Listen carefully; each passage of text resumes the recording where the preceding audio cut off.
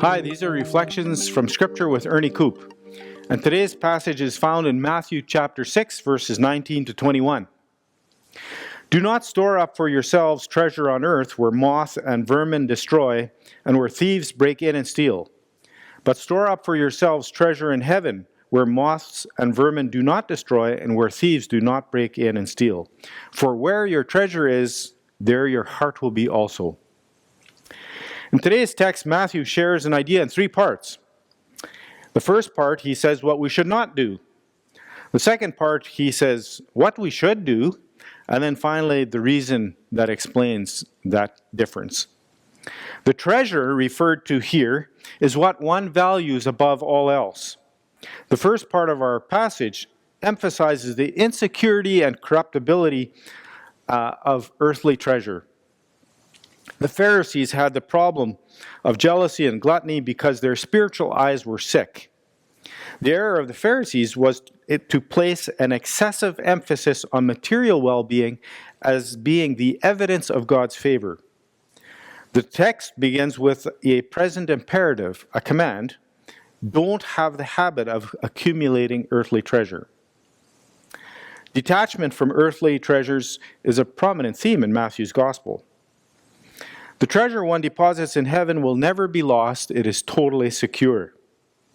The citizens of God's kingdom are exhorted to store up treasure in heaven, concentrating on acts of righteousness, justice, and not selfishness. So what's the lesson? Well, the attitude one has toward treasure is a measurement of one's spirituality. What a man loves is his God. He carries it in his heart, he sleeps and wakes with it, whether it be riches, pleasure, fame, or love for self. The heart is the foundation of our mind and will, and our choices and actions are formed by the things that we evaluate and appreciate most. If we focus our vision on what the world calls success, our perceptions will be distorted and the light of God does not enlighten us. We're used to dividing things into sacred and secular, or spiritual and material. But Jesus doesn't make that division. In fact, he demonstrated that a correct attitude toward worldly possessions was a sign of true spirituality. The sin of idolatry is just as dangerous as the sin of hypocrisy. Materialism can enslave a person. We likely don't think of preoccupation with material possessions as idolatry, but it is when we allow to take our eyes off of Christ. When we're able to focus truly on God, then all the other treasures will fade in importance. The accumulation of riches for our own well-being is deceptive because in it one finds a false sense of security. According to Jesus, it doesn't work to simply see the rich as a person blessed by God and the poor as someone under his condemnation. Now, there's absolutely nothing wrong with possessing material things, but it is wrong that material things possess us. This is not a condemnation of the wealthy, but rather a warning regarding the danger that wealth represents and how wealth can be a distraction from one's own spiritual life. The key question for us: do you have more faith in God than in your own resources?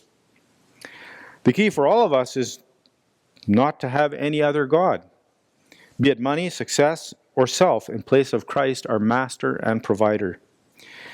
We should not confront despair or fear or hopelessness, looking to control our circumstances by our own power and resources, but rather we should trust in God. The best way to have success is by expressing consistently our gratitude to God for what He does, for what He has done, and then learn to depend on Him each and every day. Our text again: do not store up for yourself treasure on earth, where moth and vermin destroy, and where thieves break in and steal.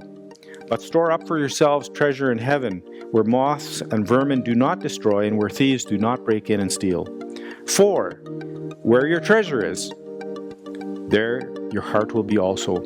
Matthew 6, verse 19 to 21.